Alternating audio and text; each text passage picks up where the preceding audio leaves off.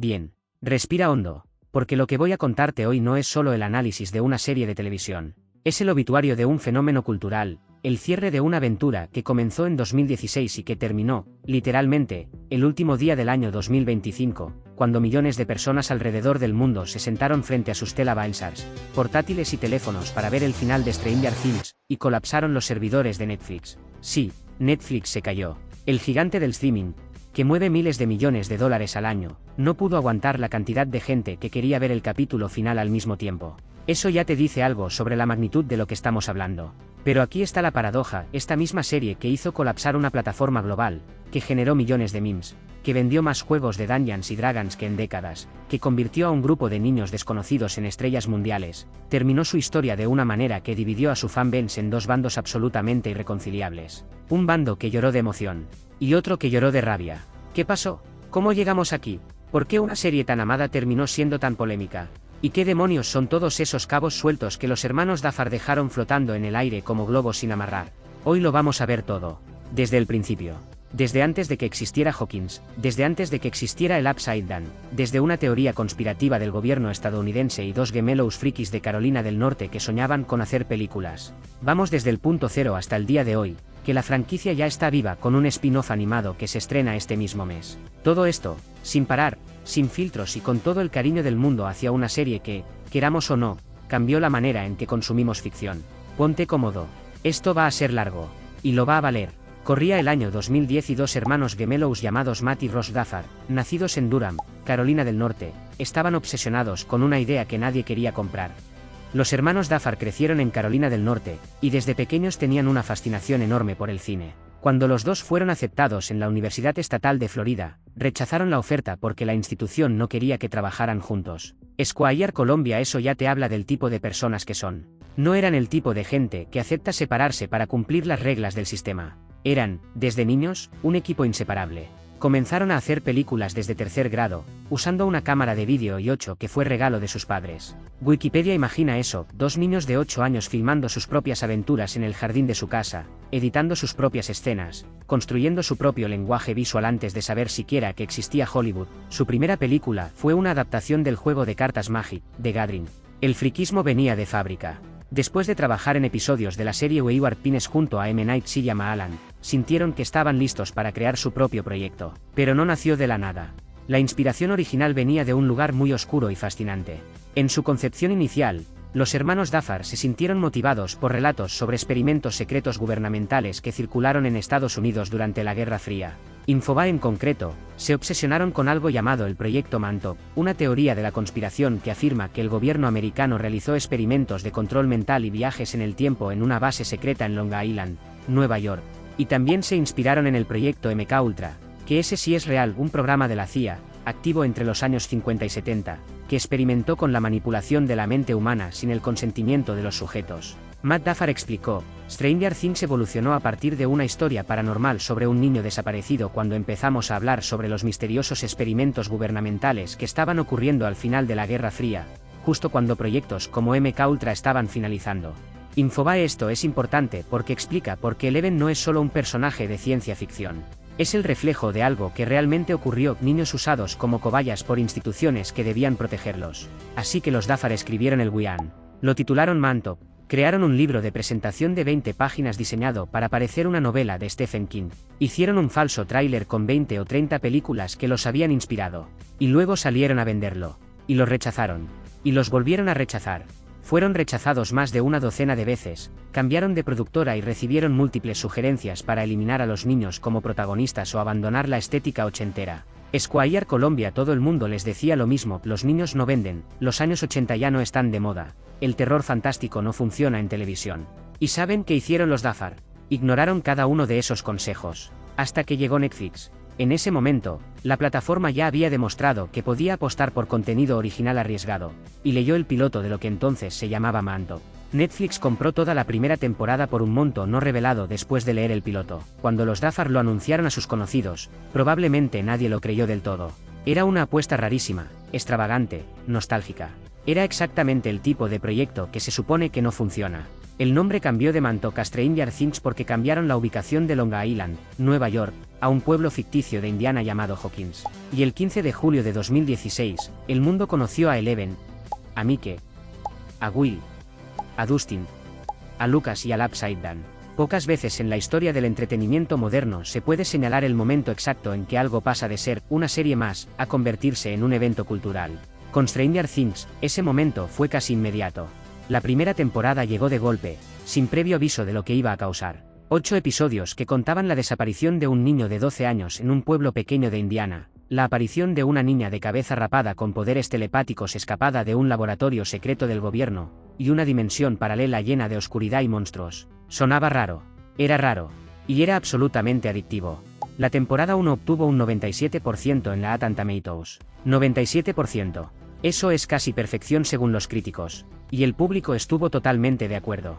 La gente terminaba un episodio y empezaba el siguiente a medianoche, sin poder dormir, con las luces del salón encendidas porque daba un poco de miedo a pararlas. ¿Por qué funcionó tan bien?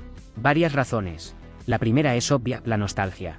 La serie estaba bañada de amor por la cultura pop de los 80. Stranger Things te hablaba directamente al cerebro emocional. Era como abrir una caja de juguetes viejos y olerlos. Pero no solo era nostalgia superficial. Era nostalgia inteligente, porque la serie sabía exactamente qué estaba haciendo. Tomaba todos los referentes clásicos PT, los Goonies, y La Cosa, Poltergeist, y los mezclaba de una manera que se sentía fresca y no derivativa. Era un homenaje que también era original. Eso es muy difícil de conseguir. El segundo factor fue el reparto. Millie Bobby Brown como Eleven fue una de las revelaciones actorales más impactantes en la historia reciente de la televisión. Una niña que interpreta a un personaje que apenas habla, que expresa todo con los ojos, y que en un episodio te hace llorar y en el siguiente te pone los pelos de punta. Era sobrenatural en sentido literal. No eran actores de reparto juvenil genérico, que eran personas reales, con química real, que te hacían creer que de verdad eran amigos. Y luego estaba Winona Ryder.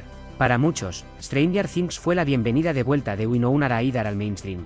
Joyce Byers, la madre que nadie cree, la madre que pega luces navideñas en la pared y habla con su hijo desaparecido porque está convencida de que puede oírla, fue uno de los personajes más desgarradores de la televisión de ese año. El tercer factor fue la música. Los hermanos Duffer querían una banda sonora completamente electrónica, sintetizadores puros, que sonara tanto moderna como nostálgica al mismo tiempo. Descubrieron a la banda y contactaron con 2 de sus miembros, Kyle Dixon y Michael Stein, para componer la banda sonora. En el proceso acumularon más de 13 horas de música. Esos primeros acordes del tema principal de Stranger Things son tan inmediatamente identificables como el tema de Star Wars. La serie fue un huracán. Y cuando terminó la primera temporada con Will Byers de vuelto a casa pero vomitando algo oscuro en el lavabo, el mundo entero gritó, ¿qué viene después? Permíteme hacer aquí un tour rápido por las temporadas, porque para entender el final y sus cabos sueltos, necesitamos recordar el camino. Temporada 2, 2017, Will sigue conectado al Upside Down. El Mind Flayer aparece. Max llega a Hawkins. Eleven encuentra a su madre, y a su hermana Callie. El número 8, el episodio más odiado de la serie, un desvío que casi todo el mundo considera un error.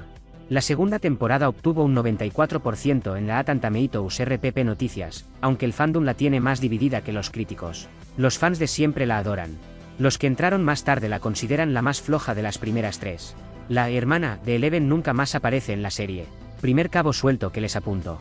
Temporada 3, 2019 del centro comercial. El verano de 1985. Billy como el villano poseído por el Mind Flayer. El laboratorio soviético debajo del Starcourt Mall.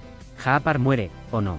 La serie da un giro hacia el humor y la acción de Blockbuster de verano que divide un poco más al fandom, pero que sigue siendo entretenida. La tercera temporada obtuvo un 89% en la Rotten Tomatoes. TV Harrington se convierte en el favorito de Internet. Robin aparece y es inmediatamente adorada. El grupo se separa al final, Joyce se lleva a Eleven y a Will a otra ciudad.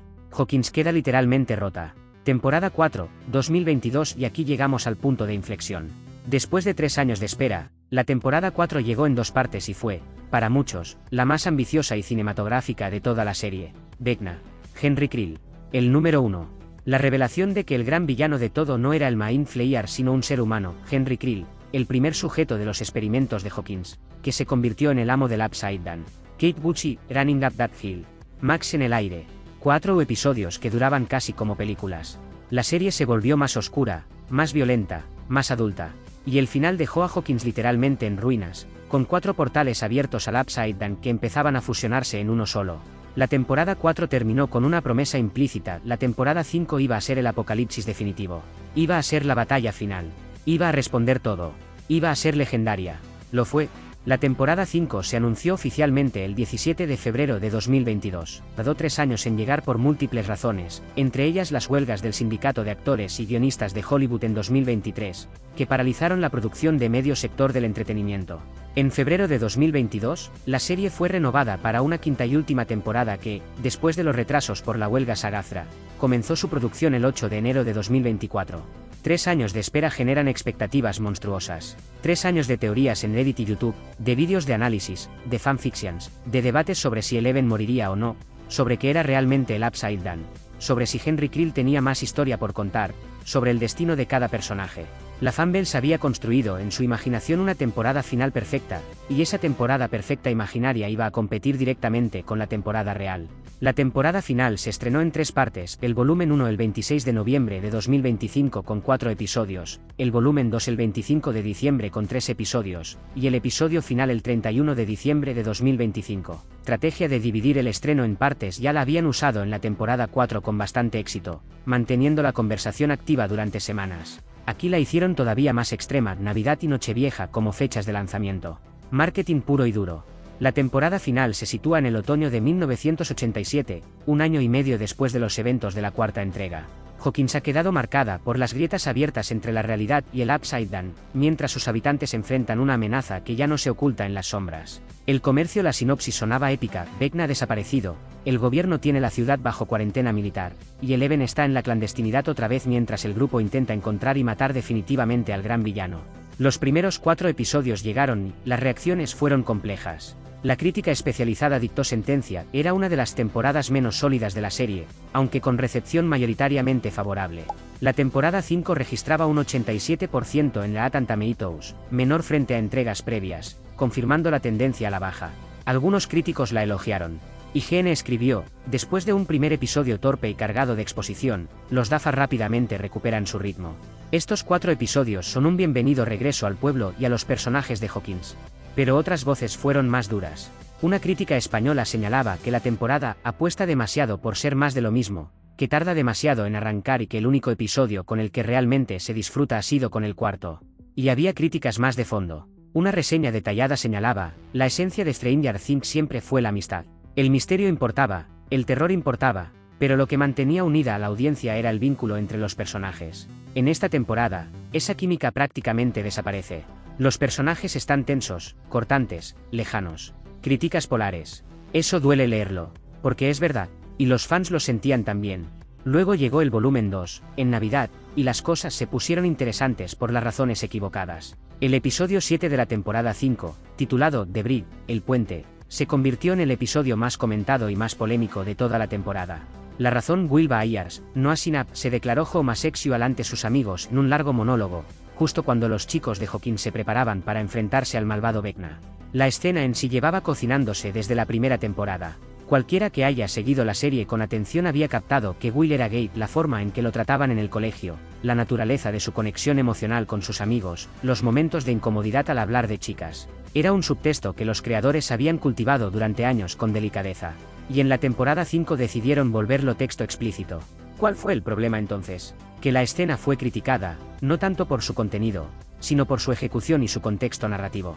Durante 5 temporadas, Stranger Things ha tenido dificultades para lidiar con Will, quien comenzó como la víctima de secuestro casi sin personalidad en la primera temporada y nunca evolucionó mucho a partir de ahí. Su momento de salir del closet podría haber sido triunfal e inspirador, pero termina siendo decepcionante e incómodo. Pero gran parte de las críticas no se centraron en que Will fuera gay. La puntuación de audiencia en la Rotten Tomatoes se desplomó al punto más bajo de la serie con un 57% tras el lanzamiento del volumen 2. Las quejas tenían que ver también con el ritmo del capítulo, con los diálogos que muchos consideraban torpes, con la sensación de que la serie había convertido un momento potencialmente poderoso en algo que se sentía apresurado. Sin embargo, hubo fans que defendieron la escena profundamente. Como persona gay que se declaró abiertamente en la década del 2000, me sentí profundamente conmovido por la confesión de Will, compartir su verdad con la gente que considera su familia. Escribió un fan en X: aquí está la paradoja de la cultura pop moderna, la misma escena fue simultáneamente criticada por ser woke y por no llegar a ser lo suficientemente potente. Demasiada política para unos, demasiado poca valentía narrativa para otros. Los hermanos Duffer, en el medio, sin poder contentar a nadie. The Bridge se convirtió en el episodio peor calificado de toda la serie en IMDb. el peor. No el peor de la temporada 5. El peor de todos los tiempos en Stranger Things. Eso es un dato que pesa. Y llegamos al 31 de diciembre de 2025. Nochevieja. El capítulo final, titulado The Rixideap, el lado correcto, se activó en Netflix a las diferentes horas locales de cada región del mundo, y Netflix volvió a colapsar. La gran cantidad de usuarios conectados provocó que Netflix colapsara temporalmente. Muchos usuarios se encontraron con un mensaje de error que decía, algo salió mal. Lo sentimos, estamos teniendo problemas con tu solicitud. El percance se difundió rápidamente en X, con mensajes de frustración de fans en todo el mundo. Hay algo poético y también absolutamente ridículo en que el final de Stranger Things sea recordado parcialmente por el hecho de que Netflix se cayó. Casi una metáfora del final en sí, tan esperado, tan masivo, tan cargado de expectativas, que simplemente no pudo con el peso. El episodio duró más de 2 horas, convirtiéndolo en el más largo de toda la serie. Y su contenido fue, como todo lo demás en esta temporada, una cuestión de perspectiva. ¿Qué pasó en el final? Los héroes de Hawkins logran derrotar definitivamente a Vecna gracias a los poderes de Eleven y Will Byers. Joyce corta la cabeza del villano, mientras Harper y Mary destruyen el puente interdimensional hacia el Upside Down. Vecna muerto. Upside Down cerrado. Problema resuelto. El mundo está a salvo. Suena épico, ¿verdad? Y en parte lo es. Las escenas de acción del final son espectaculares. El presupuesto de esta temporada era monstruoso y se nota. La batalla final tiene momentos genuinamente emocionantes, con Will Byers haciendo cosas que nunca habíamos visto hacer a Will Byers, y que los fans llevaban años pidiendo dejarle hacer algo, por favor, más allá de sufrir y llorar. Ver a Will retorcer y romper los Q-Shows de un Demogorgon fue considerado por muchos como uno de los mejores momentos de la temporada. Pero luego llegaron los problemas. Los muchos problemas. Problema 1, el final demasiado seguro. La revista Empire otorgó 3 estrellas y definió el final como grande, emotivo e impecablemente realizado, pero criticó su falta de audacia. Para el medio, los Duffer entregaron un desenlace tan cómodo que parece diseñado algorítmicamente para molestar a la menor cantidad de espectadores posible. ¿Qué significa eso? Que nadie importante murió. Que todos los personajes principales, básicamente, sobrevivieron. Que después de 9 años de amenazas, de momentos de terror genuino, de escenas donde sentías que cualquiera podía morir en cualquier momento, la serie terminó dando a todos sus personajes un desenlace relativamente feliz. O al menos sobreviviente. Un seguidor lo expresó así: villano principal eliminado a mitad del episodio, nadie importante murió, sin explicación del origen de Henry Creel y solo un salto temporal de 18 meses. Fue el final más estúpido que he visto. Duro. Muy duro. Pero no era la única voz. Problema 2, el epílogo demasiado largo. Un fan cuestionó la estructura del capítulo. El mayor error fue que casi 50 minutos fueran solo un epílogo. Podrían haber usado al menos 30 de esos minutos para mejorar las escenas de pelea. Esto sí tiene mucho sentido narrativamente. El capítulo final de Stranger Things tiene más finales que El retorno del rey de Peter Jackson. Se despide de cada personaje, muestra su futuro, cierra cada arco emocional. Lo cual suena bien en teoría, pero en práctica se siente como si la serie tuviera miedo de terminar y fuera aplazando el momento lo más posible. Problema 3, los cabos sueltos. Y aquí llegamos al corazón del asunto. Al título del vídeo. A lo que todos querían saber. Porque los hermanos Duffer prometieron, de manera explícita, que la temporada 5 cerraría todos los cabos. Ross Duffer señaló en una entrevista con Deadline que la intención era cerrar todos los cabos sueltos y responder cualquier pregunta pendiente. Vamos uno por uno. Tome nota. Cabo suelto 1, el origen real del Upside Down. Durante toda la serie, el Upside Down ha sido el gran misterio, que es exactamente cómo se formó. ¿Te existía antes de que llegara Henry Creel, o fue él quien lo creó y le dio forma? En temporadas anteriores, se estableció que el Upside Down estaba congelado en un momento específico del tiempo, el momento en que Will Byers desapareció por primera vez. Los propios creadores prometían resolver el origen del Upside Down, basado en un documento de mitología de 25 páginas escrito desde la temporada 1, pero la respuesta que dieron en la temporada 5 fue vaga. El Upside Down resultó ser un agujero de gusano, una dimensión paralela. Bien. Pero ¿por qué existía? ¿Qué era antes de que llegara la consciencia de Henry Creel? ¿Tenía vida propia? ¿O era simplemente un espacio vacío que Vecna colonizó? The Washington Post criticó específicamente la falta de explicaciones claras sobre el Upside Down como uno de los puntos más criticados del final, enumerando preguntas sin resolver sobre Vecna y la relación entre los distintos villanos. Cabo suelto 2, Cali, el número 8. ¿Recuerdas a Cali? El número 8. La hermana de Eleven del episodio más odiado de la temporada 2. La chica con el pelo oscuro y los poderes de ilusión que vivía con un grupo de punks en Chicago y que tenía su propia agenda de venganza contra las personas que habían arruinado su vida. El episodio donde la conocemos es el 7 de la temporada 2, de los Chister, y fue tan impopular que los hermanos Duffer básicamente admitieron que no había funcionado y lo enterraron. Kali no volvió a aparecer en la temporada 3, ni en la 4, se evaporó, tiene poderes, tiene historia con el laboratorio de Hawkins, y simplemente, desapareció de la narrativa como si nunca hubiera existido. ¿La mencionaron en la temporada 5? Técnicamente hay un cameo muy breve, la resolvieron como personaje. No sabemos qué fue de ella. Cabo suelto 3, la conexión de Will con el Upside Down tras la victoria. Will Byers ha estado conectado al Upside Down desde la primera temporada. Lo secuestraron allí. Fue poseído por el Mind Flayer. Su cuerpo fue usado como incubadora. En la temporada 5, esa conexión se potencia todavía más. Will puede sentir a Vecna, puede ver a través de sus ojos, se convierte en una pieza clave de la batalla final. Y entonces derrotan a Vecna. Y el Upside Down se cierra. Y Will está bien. Los fans señalaron como agujero de trama que Will no saliese afectado tras la derrota de Vecna y el Mind Flayer a pesar de su conexión mental. 9 años de construir que este chico tiene un vínculo sobrenatural y traumático con otra dimensión, y cuando esa dimensión se destruye, Will simplemente se sacude el polvo y sigue adelante, sin explicación, sin consecuencias físicas ni psicológicas articuladas, simplemente bien. Cabo suelto 4, el origen de Henry Krill, sin completar. Henry Krill es Vecna. Esta revelación de la temporada 4 fue uno de los mejores heroes de la serie, pero su origen seguía teniendo lagunas importantes porque nació con poderes. ¿De dónde vienen sus habilidades? Hay más personas como el fuera del laboratorio de Hawkins, que tiene de especial la genética de los Krill. Un seguidor expresó su frustración, sin explicación del origen de Henry Krill. Tenía razón. La temporada 5 da por sentadas muchas cosas sobre Vecna que en realidad nunca se explicaron del todo. Cabo suelto 5, los errores de continuidad que ni el final resolvió.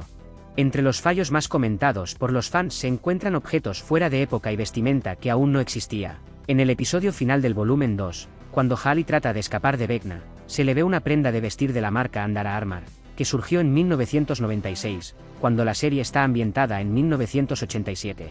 Son detalles pequeños, sí, pero en una serie que se enorgullece de su minuciosidad nostálgica, cada error de ese tipo duele un poco más. Otro punto de debate fue el cumpleaños de Will. Durante las primeras temporadas se indicaba que Will tenía 12 años cuando desapareció, pero en la nueva temporada Joyce afirmó que tenía 11 años. En una entrevista de 2022, uno de los hermanos Duffer reconoció: la respuesta honesta es que, igual que los personajes de la serie, también se nos olvidó el cumpleaños de Will.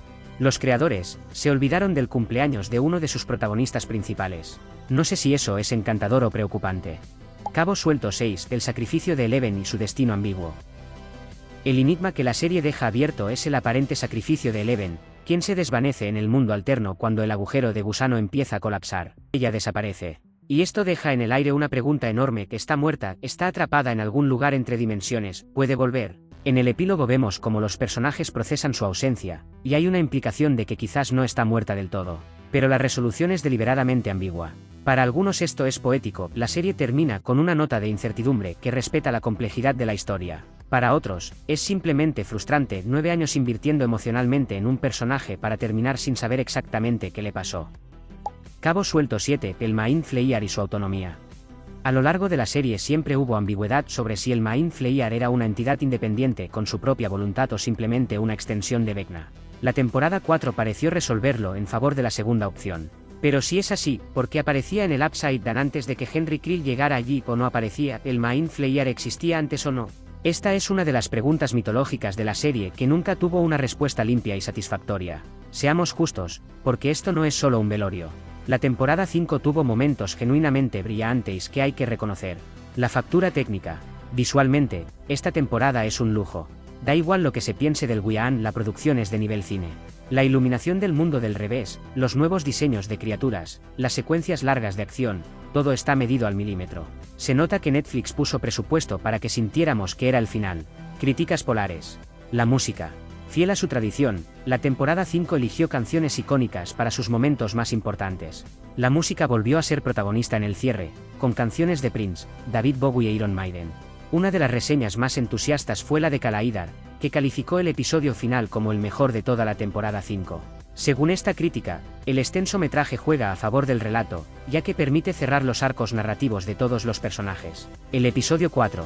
El mejor episodio de la temporada 5 según las calificaciones de IMDb es el episodio 4, el final del volumen 1. Periódico Correo es el episodio donde la temporada por fin arranca de verdad, donde todos los heroes convergen, donde la acción y la emoción se alinean de la manera que los fans esperaban.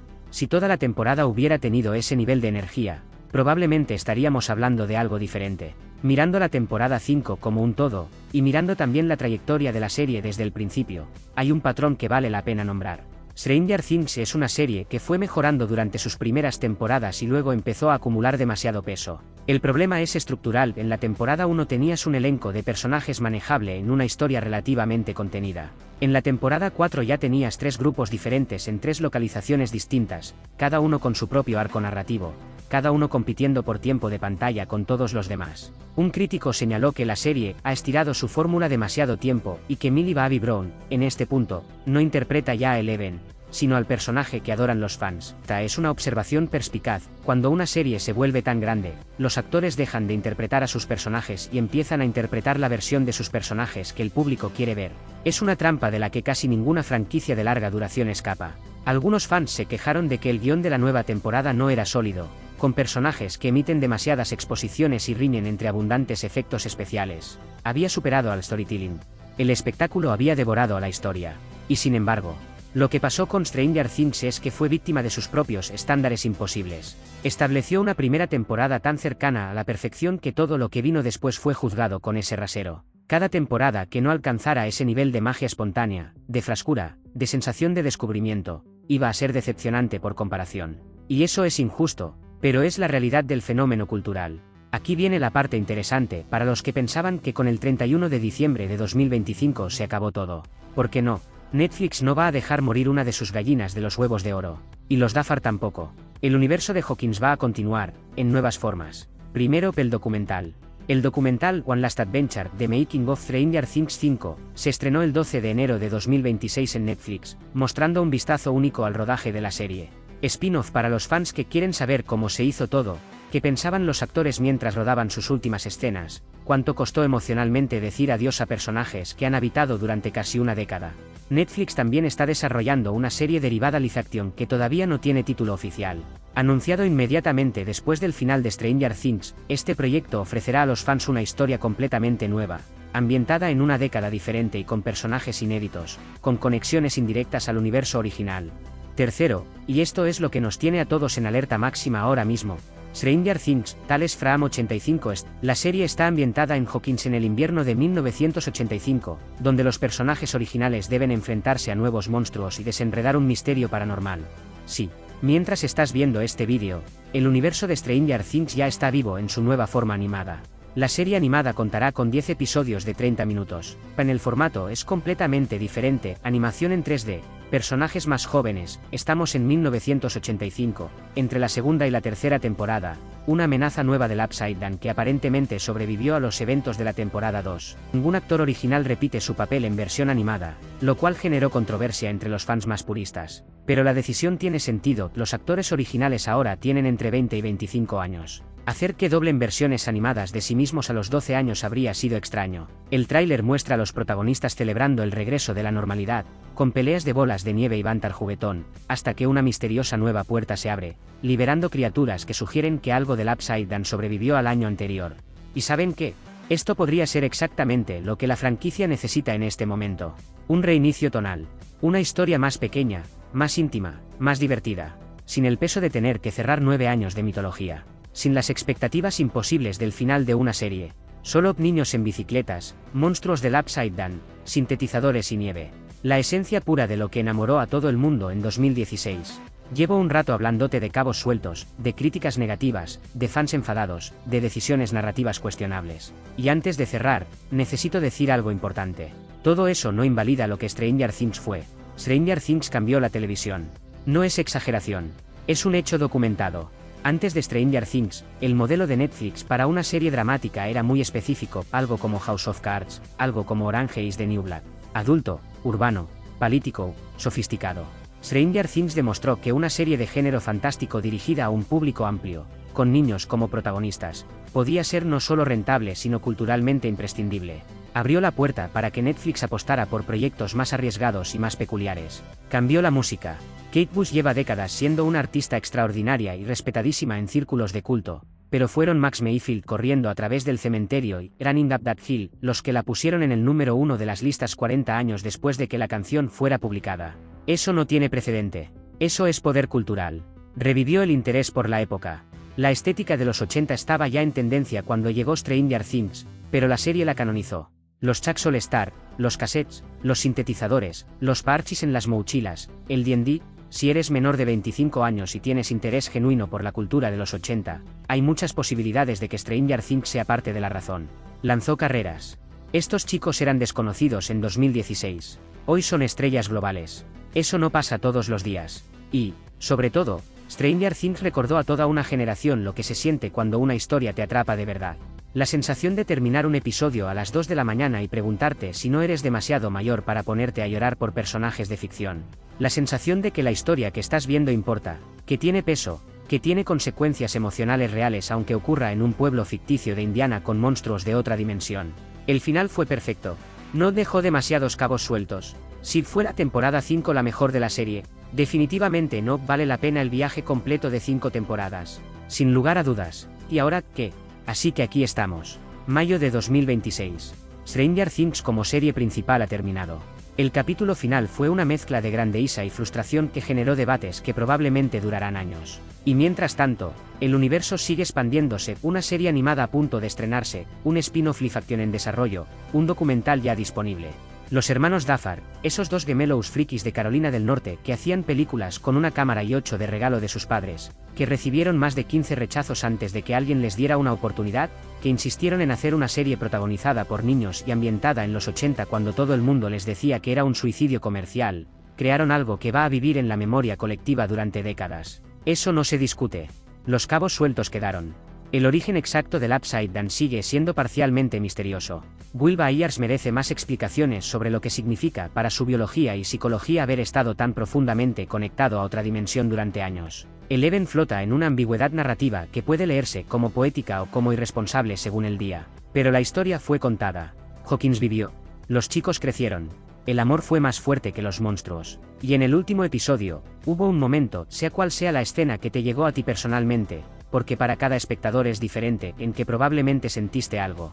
Una puntada en el pecho, un nudo en la garganta. La sensación de que algo que formaba parte de tu vida cotidiana ya terminó y no va a volver igual. Y eso, al final del día, es lo más importante que puede hacer una historia. Stranger Things, 2016 a 2025, 9 años. 5 temporadas. Una Hawkins que siempre estará en algún lugar de nuestro Upside Down personal. Aquí tienes mi último vídeo, corre, ve a verlo, que es una pasada.